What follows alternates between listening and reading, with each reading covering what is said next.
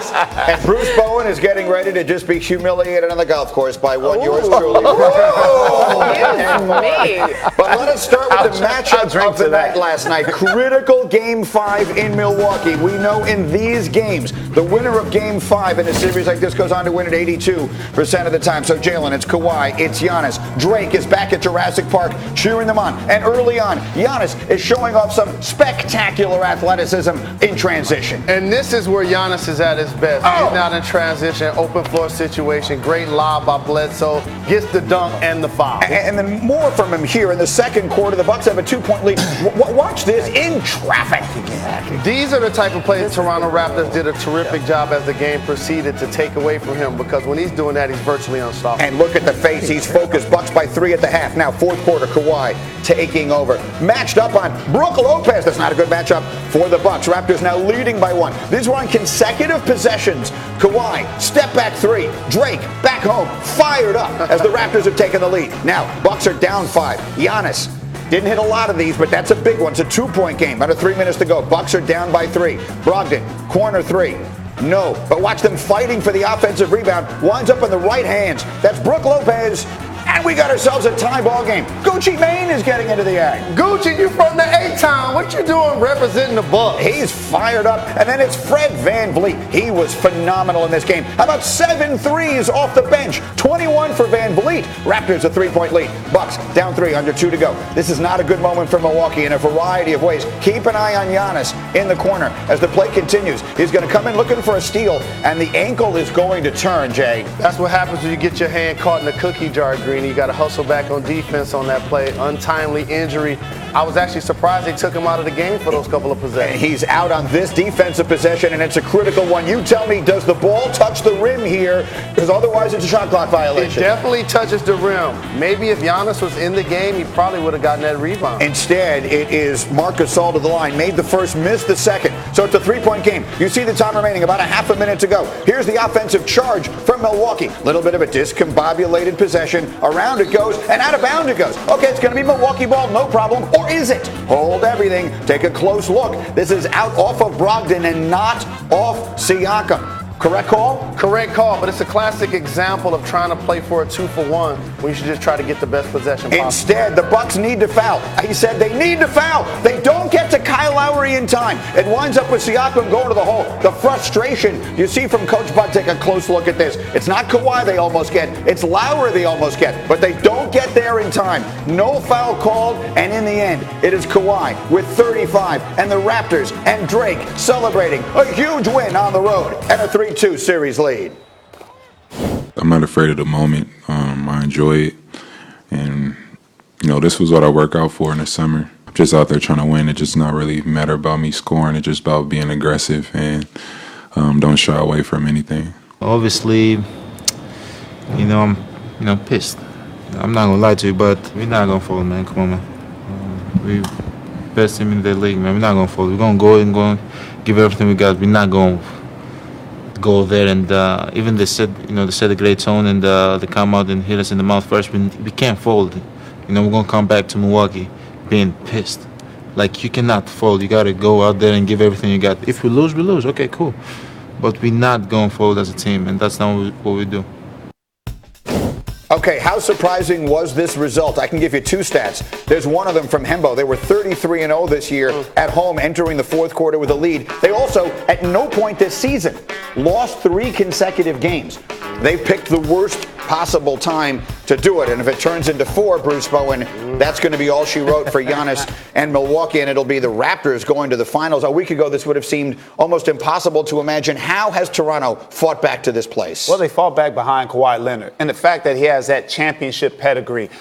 You look at 2013 is when Kawhi Leonard in the final, he misses a free throw and they lose that series and Miami Heat goes on to win. But the following season and that summer, he works hard. He becomes the MVP of the finals in 2014. So you have a guy that has failed in a watch situation when everything is on the line. That's a learning opportunity. He's learned from those mistakes, and he's also taken all the things that he's garnered during that time with San Antonio to now in Toronto. And that improvement when you're a great player seems to happen constant. And for Kawhi's playmaking ability is something that he's improved at. He had 9 assists. That's the most he's ever had in his career in any game.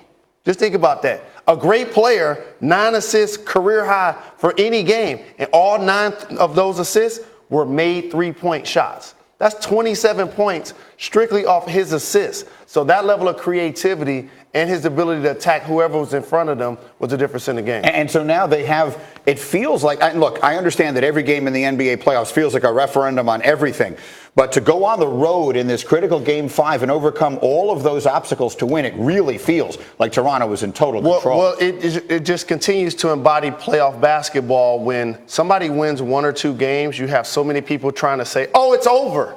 No, this is why it's a series. You continue to reinvent yourself. The Raptors have done that, in particular on the defense. You also got to understand that stars show up big on the road, and they allow the team to have confidence. Van Fleet and those 7 threes, the fact that he did that is because of what Kawhi was able to do as far as settling the Raptors down. Yeah, I mean, I think a lot of us have painted this series as just flat Kawhi versus Giannis. And to use your phrase, Jalen, rightfully so. But there are a lot of other factors that have come into play here so far. And last night, Van Vliet was another one. Let's go over to Laura here because there are quite a few other people worth talking about in this series. Laura. Come on, Rutledge. Absolutely. What's up, Jay? So here's the thing. If you talk about the MVP of this series, it kind of feels like it could be Toronto president Masai Ujiri. He brought in Kawhi. It was kind of risky. People said you're going to send away DeMar DeRozan, but you're going to bring in Kawhi, and then maybe hiring Nick Nurse turns out to be a lot more important. What do you see from the coaching side of this, Coach Seth Greenberg and Jay Will? Well, you look at Nick Nurse. He is a career coach. He's a lifetime coach. He's coached all over the world. He's coached in the G League.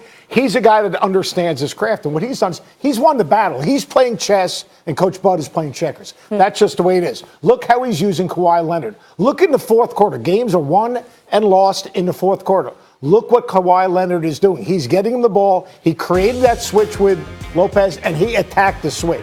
Kawhi Leonard making the plays, but a coach has to put that guy in position to make the plays. Ball screen. To me, we talk about Kawhi Leonard. He's the little fundamental. Tim Duncan was the big fundamental. This dude makes every single right play. He plays with poise. He plays with patience. He has great decision making. But to me, it's all about Nick Nurse and the decisions that he's made defensively, containing Giannis, keeping him in front, shrinking the court, who he's guarding, who he's not guarding, and then making sure that Kawhi has the ball in the right place. Scottie Pippen was talking to P.J. Tucker the other day, and he was saying that you guys will never win a championship for the Houston Rockets because their offense was predictable. The offense for the Milwaukee Bucks in the past 3 fourth quarters has been predictable. You take them out of half court, you make them a half court, out of full court, you make them a half court team, and you load up the paint. A staggering fact that came out about Giannis in this game and about the way Coach Bud organizes their strategy offensively. Inside of 3 feet in this series, inside of 3 feet, Giannis is shooting 65%. Outside of 3 feet, Giannis is shooting 19%. Wow. He's only taking 7 shots outside of the restricted area. Only 7. So if you don't do things in transition, you load up the paint, I don't think they play or have the resources. That's what makes the Warriors so good. They have the different variances of their offense. They can beat you in a variety of ways, and not the Bucks. And the last 10 seconds of the shot clock, Yeah. you're talking about right now, a Bucks team, they were 5 for 15 in the last 10 seconds. It's all on Giannis. All right, which is basically poor offense, as opposed to, on the other side, the Raptors, 15 field goals in the last 10 seconds, making good decisions, being more efficient offensively when the game is on the line. All right, we'll talk a little more about Giannis later on the show as well, get everybody's take on that. But meanwhile, on planet Earth, we got to get back to Drake, my dude. I love him. He addressed the fans at Jurassic Park. This was a watch party in Toronto after the game. Take a listen to this. I want to tell you guys, all these games that happen inside while you guys are standing out here, nothing can happen without all this energy. Look. Look, we play in an American league, and I promise you a Canadian team is going to the NBA Finals. We love you guys.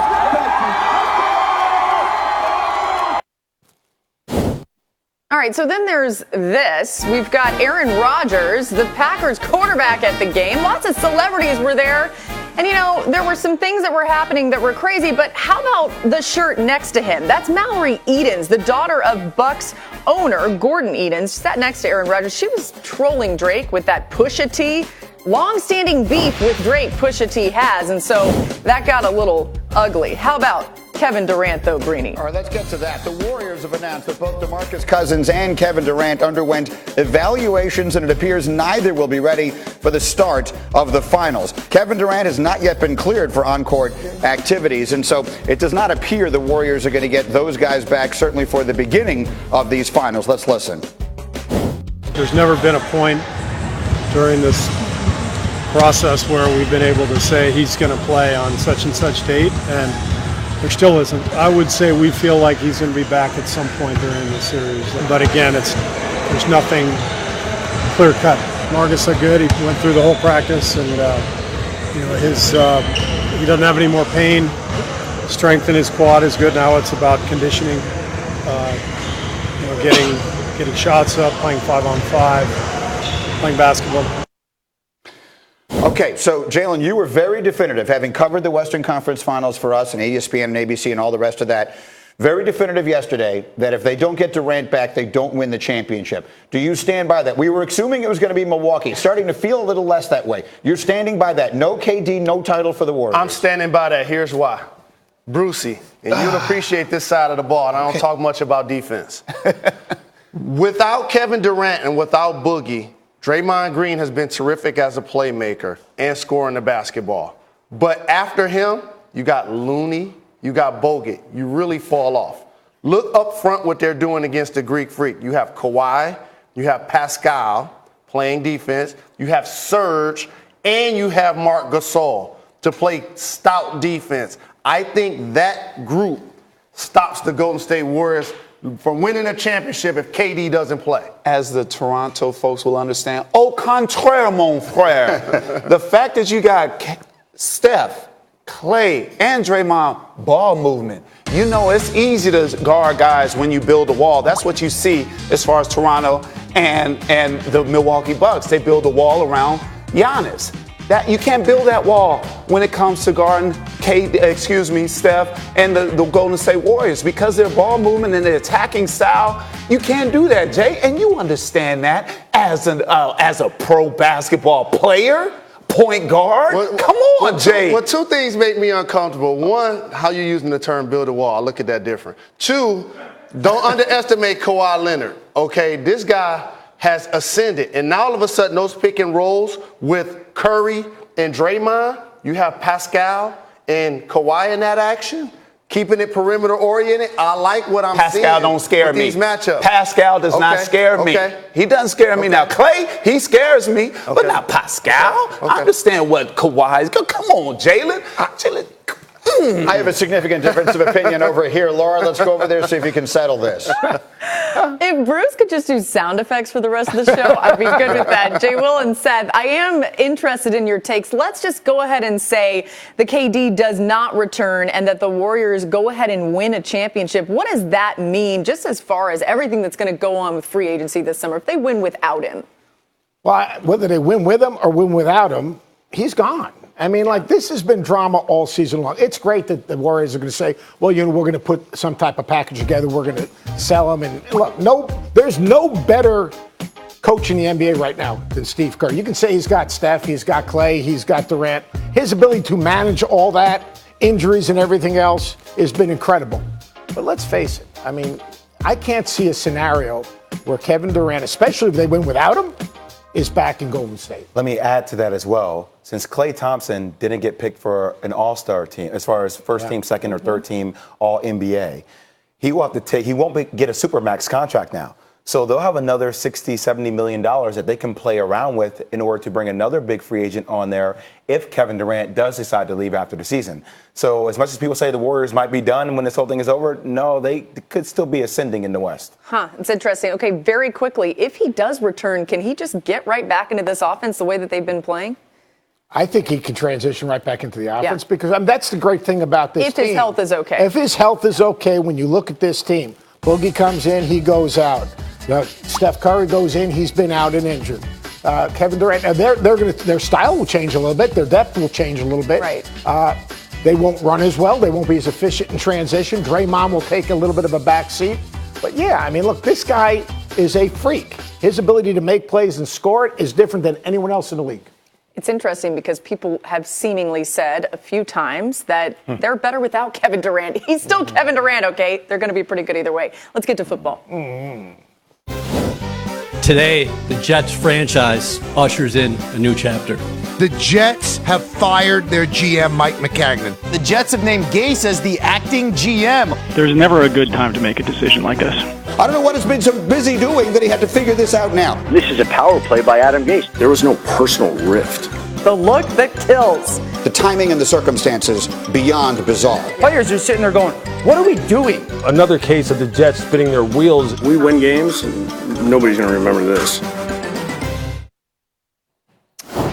So the New York Jets held their OTAs yesterday, providing head coach and interim GM Adam Gase his first press conference since former general manager Mike McCagnon was fired last week. Gase continued to downplay the reported rift between himself and McCagnon. Here's what he said. What do you make of the widespread belief that you stabbed Mike McCagnon in the back? Yeah, that would be false. That's just not true. Christopher made a decision. I mean, majority of the time, me and Mike we're always on the same page, you know.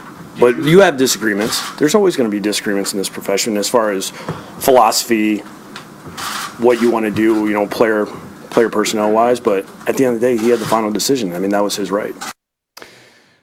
All right, so Diana Rossini was there covering this for us yesterday, and she stops by here with us today to try and give us a little bit of a sense. I have been very clear and on the record about my feelings about the way all this has gone. But watching that yesterday on television, I felt uncomfortable in my house. Yes. What was it like being in the room? Well, it was uncomfortable in the room. And Adam Gase, he did a really good job answering questions, because often coaches will stand up there, and we saw the Todd Bowles days where, you know, they just would try to get around it. He addressed all the questions that were being asked. But in terms of his demeanor, his body language, it came off a little combative. He seemed like he had a little bit of a temper. The questions were difficult. He had to explain why they got rid of GM Mike McCagnon, and it seemed that he was trying to paint a picture as if, you know, he really had nothing to do with it. Whether or not that's truthful is really up to the fans to figure out. And that was one of the questions I asked him. I said, are you concerned that there's maybe a trust factor between Jets fans and you as the head coach? And he said, I can't really worry about that right now. Wins and losses, that's all I can control. And Mike, it's important to point out, when Adam Gase is up there talking football, when he's just the head coach of the New York Jets, he's really good. And he sounds like he knows what he's talking about. But when you start putting that interim GM hat on, that's where he kind of goes array. And that's where I think fans start getting concerned. And that's where you start going off on your rants, because he doesn't really sound like he knows what he's talking about. More rants from Greeny is always Well, good. here's the thing. I'm not going to get to the other soundbite. He addressed the Le'Veon Bell piece of this, but I think there's an important point to be made here, in which he basically suggested it's ridiculous they're going to trade him right now. And what's he going to say? And they're not going to trade him right now. But here's the point that you just made, I think, is the most important one.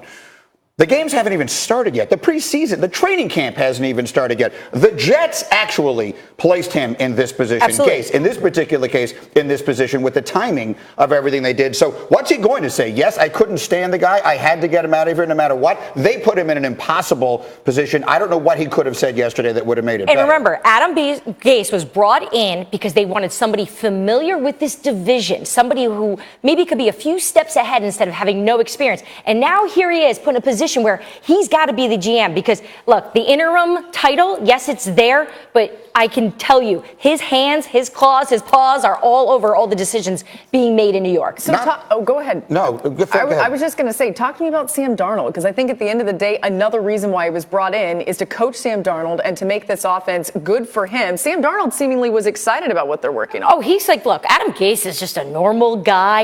And when Gase speaks of Sam, they talk all the time. They're watching tape together.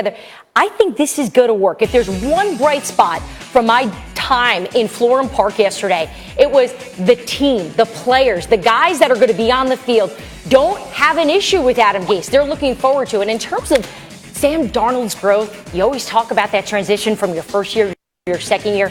A completely different quarterback standing up there. He's confident, and I do think he's got this belief that Adam Gase's offense is going to fit for what Darnold's going to want to do. And look, that's the most important part, and that's what I'm focusing on. I'm now going to just redirect my focus and energy towards that, because the ineptitude of ownership is now irrelevant. They've put the position that they put in place. That's the most important part, and that part of it should work. It's the reason that hiring Adam Gase made sense in the first place. All right, we'll talk more about